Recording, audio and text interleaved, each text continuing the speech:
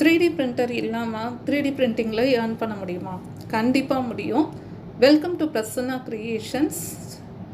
இன்றைக்கி நம்ம டே 1ல் 3D பிரிண்டர் பேசிக்ஸ் பற்றி பார்க்கலாம். ஸோ ஃபஸ்ட்டு 3D பிரிண்டர் இதுதாங்க பேசிக் 3D பிரிண்டர். ஸோ இந்த 3D பிரிண்டரில் நான் இப்போ காமிக்கிறது bamboo A1 mini. So minimum ஒரு 3D printer.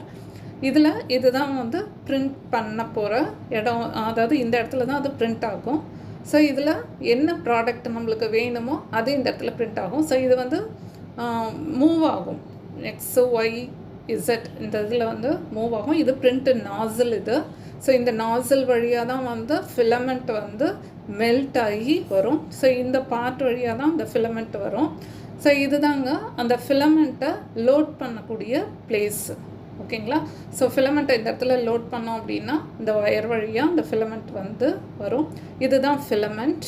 So ஃபிலமெண்ட்டுங்கிறது nothing but ஒரு ஒயர் மாதிரி இருக்கும், பிளாஸ்டிக்கில் ஒரு ஒயர் மாதிரி இருக்கும். இது ஈக்கோ ஃப்ரெண்ட்லி மெட்டீரியல், வெஜிடபிள் இதுலேருந்து நம்ம மேக் பண்ணுறது தான். ஸோ இது மக்கக்கூடிய ஒன்று. இந்த மெட்டீரியல் இது ஒயர் மாதிரி இருக்கும். இது இந்த இடத்துல மெல்ட் ஆகி உங்களுக்கு ப்ராடக்டாக வரும். ஸோ இது ஒரு சாம்பிள் வச்சுருக்கேன். இந்த சாம்பிள் மாதிரி உங்களுக்கு மெல்ட் ஆகி வரும். இந்த ஃபிலமெண்ட்டில் நிறைய கலர்ஸ் அவைலபிள், நிறைய கம்பெனிஸும் அவைலபிள்.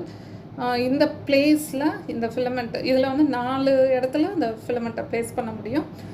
ஃபிலமெண்ட்டை ப்ளேஸ் பண்ணிவிட்டு இந்த பிளேஸ் வழியாக அதை இன்சர்ட் பண்ணோம் அப்படின்னா இந்த ஒயர் வழியாக இந்த ஃபிலமெண்ட் இங்கே இந்த நாசிலில் மெல்ட் ஆகி உங்களுக்கு கிடைக்கும். அப்போது மெல்ட் ஆகி என்ன ஷேப்புக்கு வேணுமோ அந்த ஷேப்புக்கு பிரிண்ட் ஆகும். இது அந்த பெட் சைஸு. இது மினிமம் 18x18.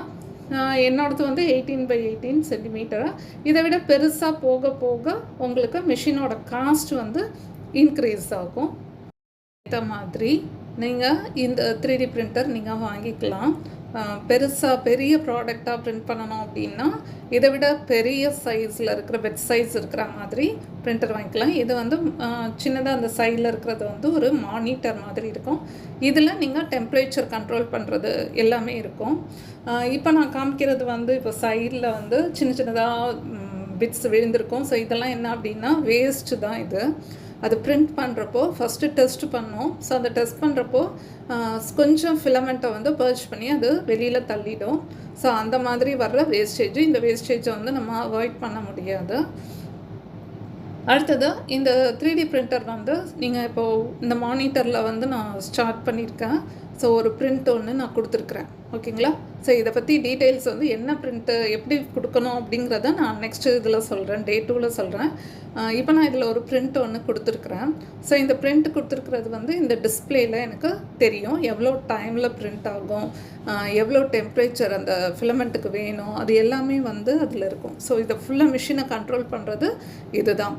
ஸோ அடுத்தது இந்த இதில் நான் பிரிண்ட் கொடுத்தேன் அப்படின்னா உடனே ஸ்டார்ட் பண்ணிடாது. பிரிண்ட் பண்ணுறதுக்கு உடனே அது ஸ்டார்ட் பண்ணவே பண்ணாது.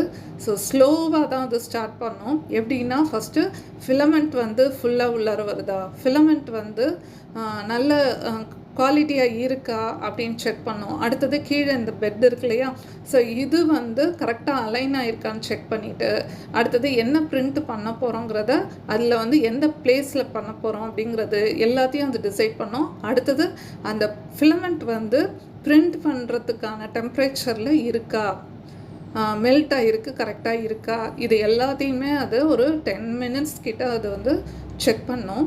அதே மாதிரி நீங்கள் என்ன பிரிண்ட் பண்ண போகிறீங்க அப்படிங்கிறத நீங்கள் ஒரு சிஸ்டம்லேருந்து தான் கொடுக்க போகிறீங்க. ஒரு கம்ப்யூட்டரில் ஒரு ஃபைலாக இருக்கும். அந்த ஃபைலை நீங்கள் பிரிண்ட்டு அப்படின்னு நீங்கள் கொடுத்தீங்க அப்படின்னா அந்த ஃபைல் இந்த இதுக்கு சிஸ்டம்க்கு இதுக்கு இதுக்கப்புறம் தான் அது பிரிண்ட் ஆகும். ஸோ இது எல்லாமே ஒரு வைஃபை இதில் தான் கனெக்ஷனில் தான் இருக்கும். சிஸ்டமில் பிரிண்ட் அப்படின்னு கொடுத்துட்டிங்க அப்படின்னா இதுக்கு இது ஃபஸ்ட்டு செக் பண்ணிவிட்டு எவ்வளோ டைம் ஆகும் அப்படிங்கிறதெல்லாமும் இது நம்மளுக்கு முன்னாடியே சொல்லிடும். எவ்வளோ டைமில் இது முடிக்கும் அப்படிங்கிறதெல்லாம் சொல்லிடும். அதே மாதிரி இதை ஒரு நல்ல ஸ்டடியான ஒரு பிளேஸில் தான் நீங்கள் வைக்கணும். ஏன்னா பிரிண்ட் பண்ணுறப்போ இதில் ஒரு ஜர்க் இருக்கும். அதாவது மூமெண்ட் இருக்கும். சில ஃபாஸ்ட்டாக பிரிண்ட் பண்ணுறப்பெல்லாம் வந்து கொஞ்சம் நல்ல ஸ்ட்ராங்கான ஒரு டேபிளில் வச்சிட்டிங்க அப்படின்னா அது நல்லா அழகாக மேனேஜ் பண்ணி பிரிண்ட் பண்ணி கொடுக்கும். ஸோ இப்போ நீங்கள் இதில் பார்க்கலாம், நான் ஒரு சின்ன ஜிராஃபி ஒன்று கொடுத்துருக்குறேன் பிரிண்ட்டை. அது அழகாக பிரிண்ட் பண்ண ஸ்டார்ட் பண்ணிருச்சு. ஸோ இந்த மாதிரி என்ன நீங்கள் டிசைன் பண்ணி கொடுத்தாலும் சரி, 3D ஷேப்லேயோ இல்லை ஃப்ளாட் ஷேப்லேயோ எது நீங்கள் பிரிண்ட் பண்ணி பிரிண்ட் பண்ணுறதுக்கு கொடுத்துருந்தீங்கன்னாலும் இது நல்லா அழகாக உங்களுக்கு பிரிண்ட் பண்ணி கொடுக்கும். இந்த ஃபிலமெண்ட்ஸ் பார்த்திங்க அப்படின்னா நிறைய கலர்ஸில் அவைலபிளாக இருக்குது. லைட் கலர்ஸ்லேருந்து டார்க் கலர்ஸ் வரைக்கும், ஒயிட்டு, பிளாக்கு, கோல்டன் கலர், அந்த மாதிரி டிசைனாக கலர்ஸில் நம்மளுக்கு அவைலபிளாக இருக்குது. இதை நீங்கள் வந்து பிரிண்ட் பண்ணுறப்போ வந்து நீங்கள் ஃபிலமெண்ட் வந்து கிராம்ஸில் தான் நீங்கள் வந்து மெஷர் பண்ணி நீங்கள் வாங்குவீங்க. ஸோ நீங்கள் பிரிண்ட் பண்ணி கொடுக்குறீங்க அப்படின்னா இன்னொருத்தவங்களுக்கு நீங்கள் சப்போஸ் பிரிண்டர் வாங்கி வச்சுட்டு பிரிண்ட் பண்ணி கொடுக்குறீங்க அப்படின்னா நீங்கள் அதே மாதிரி கிராம்ஸ் வெயிட்டில் நீங்கள் அதை சேல் பண்ண முடியும். ஸோ இது இப்போ எடுத்தோடனே கொஞ்சம் ஹார்ட்டாக இருக்கும் அந்த பிளேட்டு. இதுதான் வந்து நான் இப்போ பிரிண்ட் பண்ண கொடுத்தது, ஒரு சின்னதாக ஒரு ஜிராஃபி.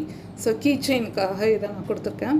ஸோ இப்போ பார்த்திங்க அப்படின்னா இந்த மாதிரி பிளேட்டு, அடுத்தது இந்த மாதிரி பப்பெட்ஸு, கீ செயின்ஸு, அடுத்தது இந்த மாதிரி கோலம் ஸ்டென்சில்ஸு, இதை கலராக நம்மளால் பிரிண்ட் பண்ண முடியும். ஸோ கோலம் ஸ்டென்சில்ஸு, அடுத்தது இந்த மாதிரி ப்ரீ ரைட்டிங் ஸ்டென்சில்ஸு, அடுத்தது இந்த மாதிரி ஃப்ளார் ஸ்டென்சில்ஸு, இது எல்லாமே நம்மளால் பிரிண்ட் பண்ண முடியும். நெக்ஸ்ட்டு Day 2ல் நான் உங்களை மீட் பண்ணுறேன்.